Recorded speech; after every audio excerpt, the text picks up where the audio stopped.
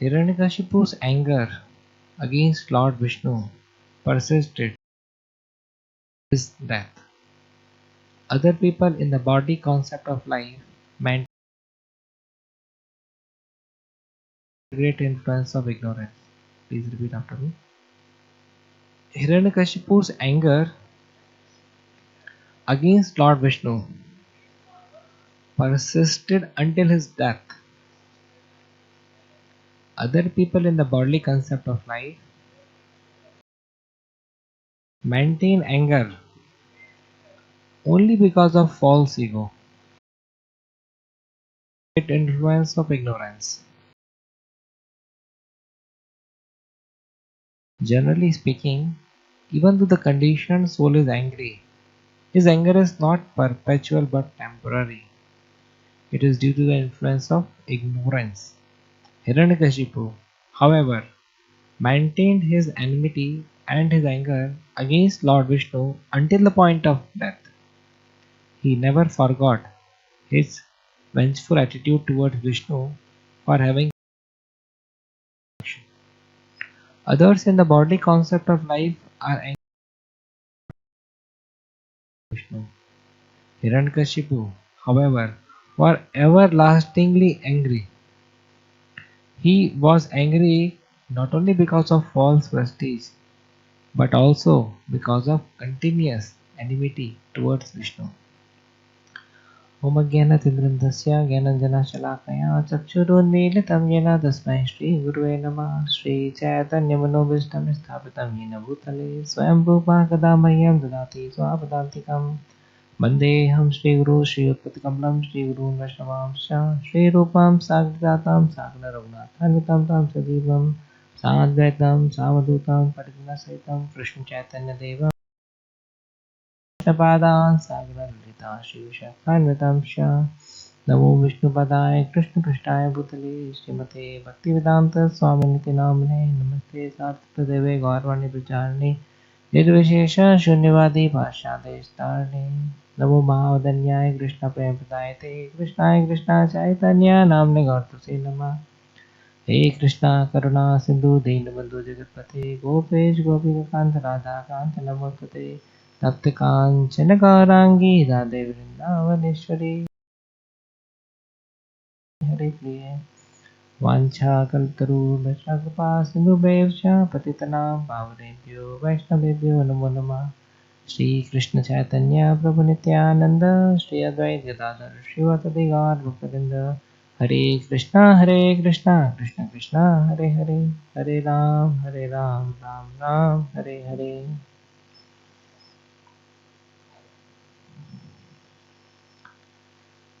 Hare Krishna. So I would like to seek the mercy of all the assembled devotees here so that I can do some justification with this verse and can speak something for my own purification.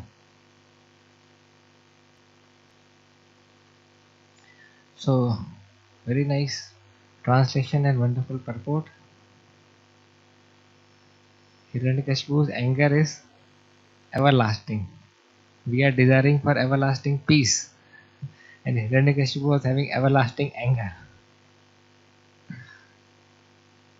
And the reason is also mentioned by Srila Prabhupada that he is angry not because of false prestige but also because of continuous enmity towards Vishnu. So, to the degree a person maintains one's enmity towards anyone, to that degree the anger, the feeling of anger also continues. Anger is known as Kamanuj, the younger brother of Kam. Kam is something which is most detrimental. So here Prabhupada is mentioning the translation that people in the bodily concept of life maintain anger only because of false ego and the great two things are pointed out. One is false ego, another is great influence of ignorance. In every yuga, whether it was Sata, Treta, Dwapara or Kali, but the percentage increased specifically in this age of Kali Yuga is very high. Like in Satyuga, the most prominent mode was mode of goodness. In Treta, it was the mixture of goodness plus passion. And then in in Dwapar Yuga, it was a mixture of passion plus ignorance. But in Kali Yuga, there is no mixture, pure ignorance. So if a person is not doing anything, he is naturally surcharged with ignorance. If we fight back, if we apply some Krishna consciousness, we sway away some ignorance. But still, most of the elements are like the most prominent mode still remains ignorance. So by the continuous performance of devotional services, a person can expect that he can get relief of ignorance and be situated in the mode of goodness. Actually, from a distance, even it's become difficult to identify between goodness and ignorance. Sometimes a person who is very slow, backbencher, a person may consider, okay, maybe he's in goodness. Not doing anything, maybe in goodness. So it's not like that. So, and when a person comes forward, is enthusiastic, sometimes we may mistook him to be in a mode of passion. But it's the consciousness, it's the underlying consciousness which determines. Like Srila Prabhupada was so energetic to fight. So will we say that he's in the mode of passion? No. Also to the Mayavadis. So what we will say? It's the mixture of passion plus ignorance? Definitely not. And mode of goodness, meditating Krishna, it's laziness. Prabhupada emphasized.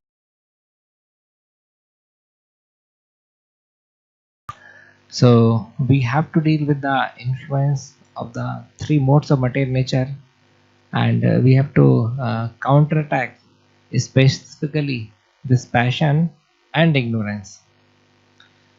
And false ego, our constant companion, is always with us, and it also spoils the show. Like if we have made very fragrant sweet rice, and if we mix some salt in it, it would increase the taste, but it will spoil the taste. But suppose if we mix some sand into it, so it's disgusting. So similarly, we do perform services, but if this element of false ego is also there, then it spoils the show. And intensify devotional services to get rid of this element of false ego. See, when we come in bhakti, initially, like at the initial stage, the fight is with the faith. We may not have sufficient faith to accept the process. Like recently, I visited Surat, and I was meeting with some new devotees. So the greatest problem they have is with the faith. There are so many organizations, there are so many religions, there are so many philosophies, whom to trust and whom to reject. And they have so many logical arguments as well. That if Krishna is the supreme God, then why so less followers of Krishna? There are so many Christianity is the top religion. Second best is Islam, like follower wise. In 55 to 56 countries, people are practicing Islam. So people have this kind of doubts. If meat eaters will go to hell, then 99.9% people are eating meat. So do you mean to say that everyone is going to hell? So in that way, a lot of doubts are there. And then doubts regarding ISKCON as well. Because people in ISKCON also like fell down. So doubts regarding ISKCON is there. Doubts regarding Prabhupada is there. Yesterday Krishna Mukund shared me an article where people are having even doubts regarding Srila Prabhupada. So doubting is the propensity of mind, but it needs to be settled properly. like the when I got this concept of three bucket analysis, it was I was a very great. I felt myself as a very great beneficiary. Most of the people have two buckets with them, but three bucket analysis helps a lot. What is this three bucket analysis? Right bucket, wrong bucket, and a big not sure bucket.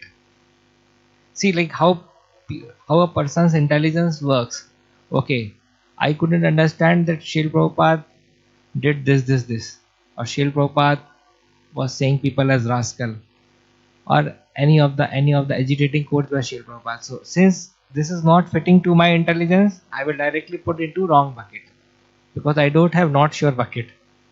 But the benefit of this not sure bucket is anytime personality we can put it into not sure bucket. Correct.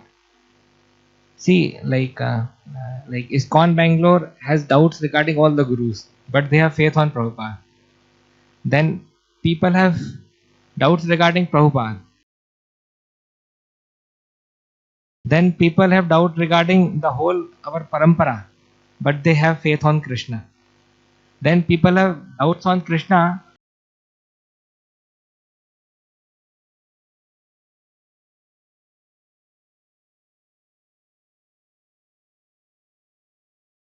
So those who are doubting, but there will be someone who will say, "अच्छा रामचंद्र ने बाली को पीछे से क्यों मारा?"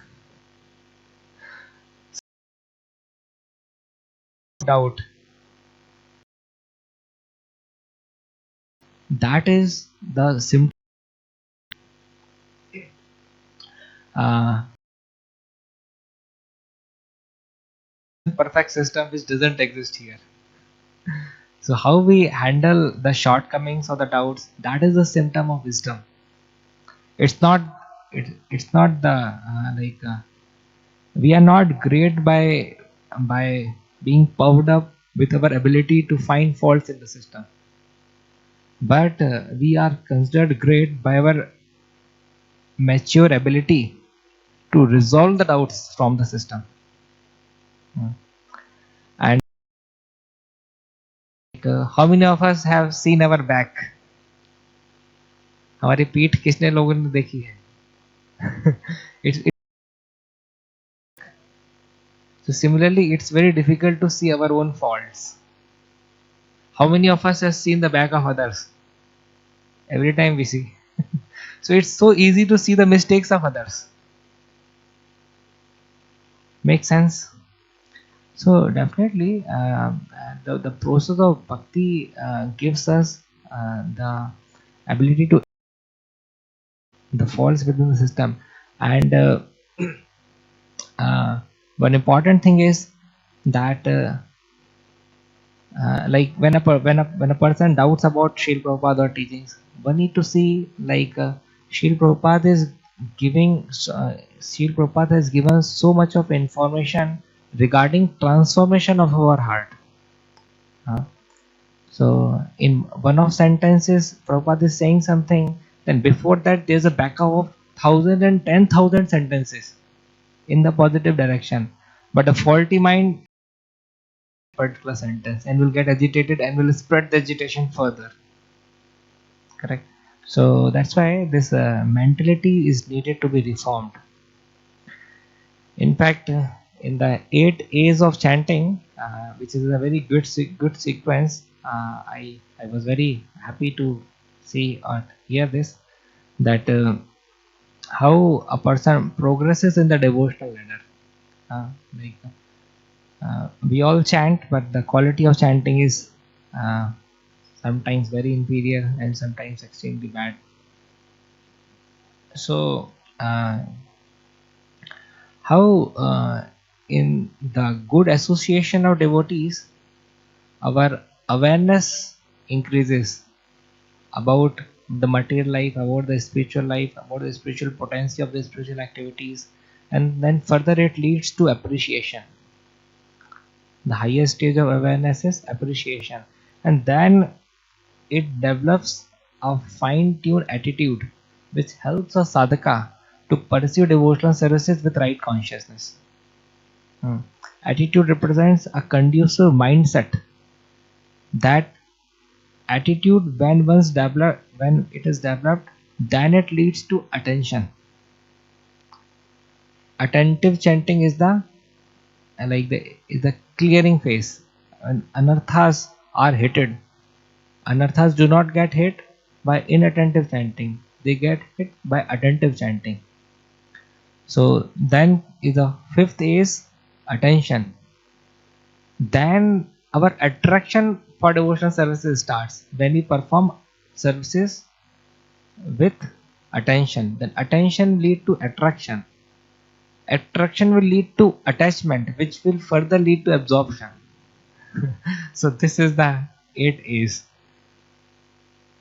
association, awareness, appreciation, attitude, attention, attraction, attachment, absorption. So this is the flow.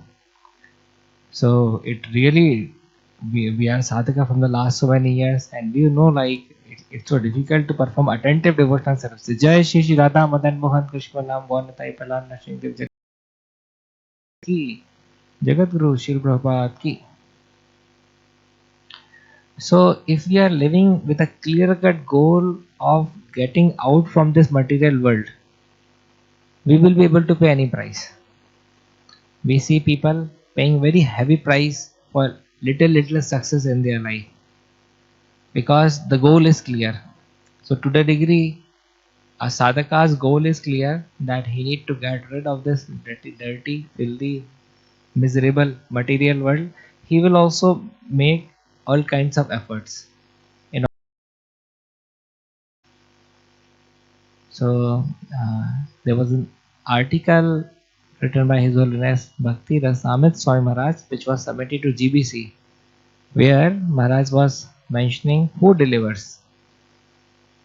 Is it Shiksha Guru who delivers? It is Diksha Guru who delivers? It is Krishna who delivers?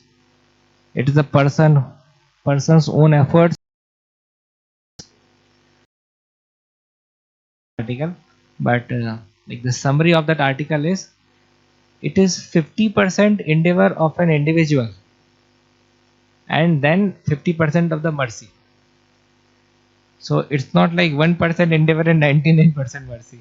In fact, sometimes we even hear that 99% endeavor and then it is like 1% and then remaining 99% mercy, like mathematics. So, but in that article Maharaj mentioned, so as to simplify the equation, 50% is a person's own endeavor, percent of the success will come by the mercy, and the mercy is released, which is directly proportional to the endeavor of a sadhaka. Here also we see, like even in the spiritual life,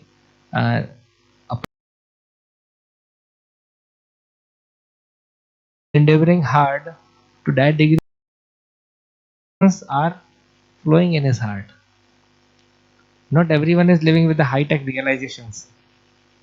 So realizations are the proof of devotional services. Transformation is the proof of devotional services. When Krishna is really happy with a sadhaka, he releases some fresh realizations. Satisfaction is the proof of Krishna consciousness. The whole world is dissatisfied despite of having so many resources and so many assets and this and whatnot. But still people are dissatisfied. How a sadhaka is satisfied? How a devotee is satisfied? So satisfaction is the asset of a Vaishnava. So we are endeavoring in order to spread Krishna consciousness, but not in order to gain more and more wealth or gain more and more satisfaction. So bhakti is to be done with the right attitude. Otherwise it will take long time for purification. A sadhaka may be engaged for a number of years, but transformation will take time. So that's why we have to take the flight of Tivrena Bhakti Yogena, intensified devotional services. And external results. A Madhyama is interested in internal achievements. External success versus internal achievement. Even there are two kinds of confidences. One is material confidence and one is spiritual confidence. Material confidence is based on material skills, material abilities, regarding which talks about. तुम कर सकते हो, कुछ भी कर सकते हो. That is material confidence based on material skills. Krishna in there. Based on our connectivity with Krishna.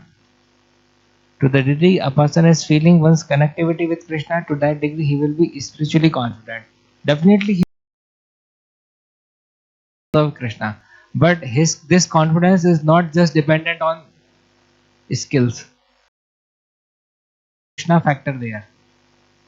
A person sometimes may feel very shy to go to the stage and speak. Why? People will think what people will think about me. My image will go down. So here also I is in the center.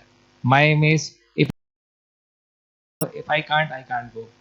So this false ego is so deeply connected in our system that most of the people end up identifying themselves not with the self but with the false ego. As we are in the process of devotional services, so we are getting into this understanding that how this false ego is a stumbling block and how the self, I, Atma, needs to be released from the clutches of this false ego. Just awareness is not sufficient. Awareness plus a spiritual endeavor will lead to realization. So awareness comes, or discrimination comes by reading scriptures. Determination comes by sadhana. Discrimination a person can is what? By reading scriptures, by hearing. But determination to adhere, determination to continue on and on in this pure path of devotional services with higher and higher intensity and magnitude is possible unless is not possible unless a person is having the strong backup of his sincere sadhana. Prabhupada has given us power packed morning program 4:30 to 9.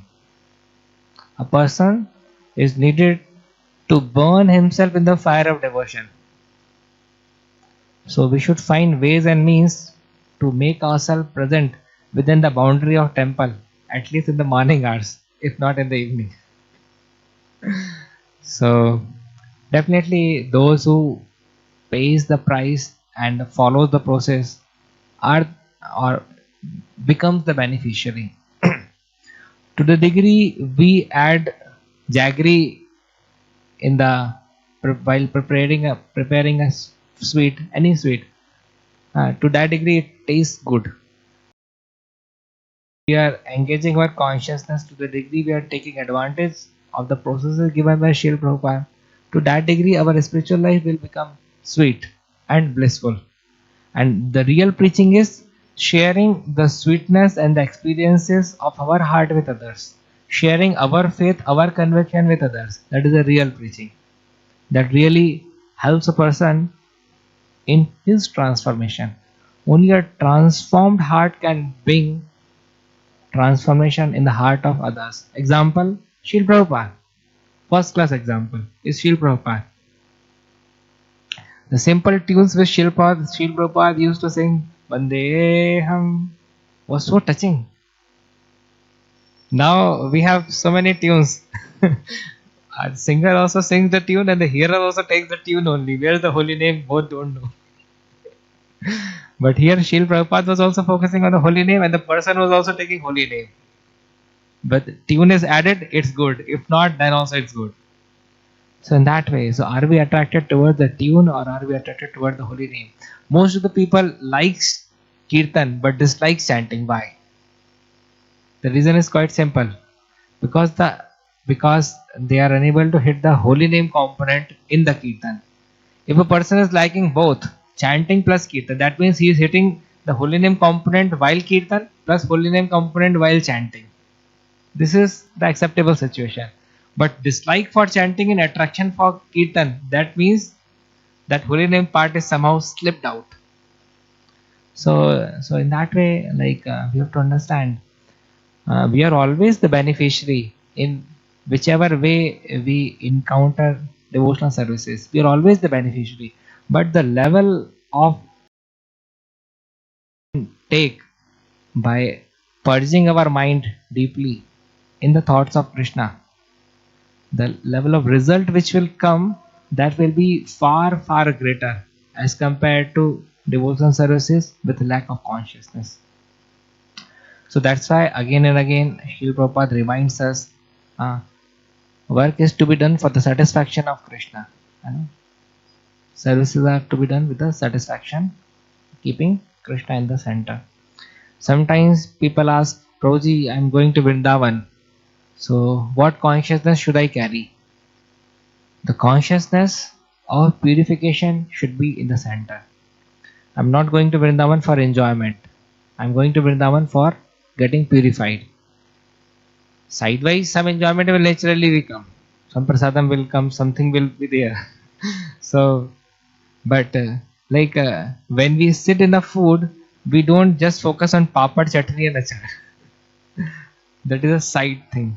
So similarly, we focus on the main thing, main food stuff. So similarly, the right kind of consciousness while beginning or while doing any activity, while going to the dham, while associating with devotees is purification. So Madhyamadikari lives for purification, Kanishta lives for enjoyment. चलो वृंदावन चलते खूब मजा आएगा. So जा तो रहे Vrindavan, it's good, at least he is going to Vrindavan, not so it's good, but still like one can get so much by having the right consciousness situated in the right direction. In the Guru Parampara, let's pray to Srila Prabhupada, let's pray to the Vaishnavas to give us the right inspiration in the right direction, so that in tricks of Maya we remain focused in our attempt to serve Hari, Guru and Vaishnavas. Thank you very much. Hare Krishna.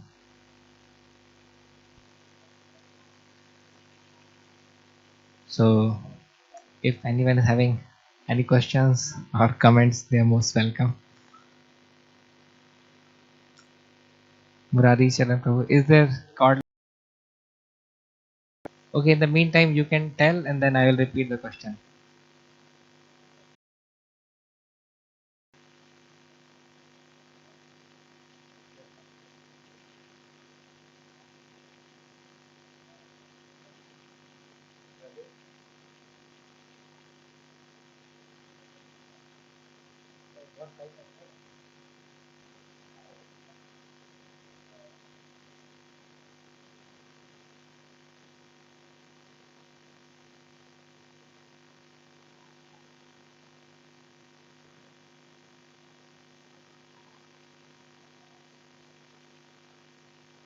Oh, well, actually, in that article, His Holiness Bhakti Rasam Sai Maharaj was specifically talking about like the Guru aspect, Krishna aspect, and like our endeavor aspect. Only three aspects he was taking into consideration. So like people have confusion now. Like there are different kinds of gurus: Pattadasha Guru, then Shiksha Guru, then Diksha Guru, then Paramatma is also acting as Guru. So confusions regarding Guru, like who delivers, like I've taken initiation from one spiritual master, but I'm more surrendered to another spiritual master who is also in good understanding of Krishna consciousness. Or most of the time, I never met with my spiritual master. I am only like getting inspiration from my Siksha Guru, who is a second generation disciple, or my God, or my senior God brother. So will he deliver me, or the spiritual master will deliver me? So regarding these questions or confusions which were there, so regarding that Maharaj mentioned that in summary, it's the 50% endeavor of a disciple and 50% of the mercy, and that like makes the complete show. And if you'll go to Bhagavad Gita, then it will like it's another way of seeing the things like that. Okay, any other question or comments?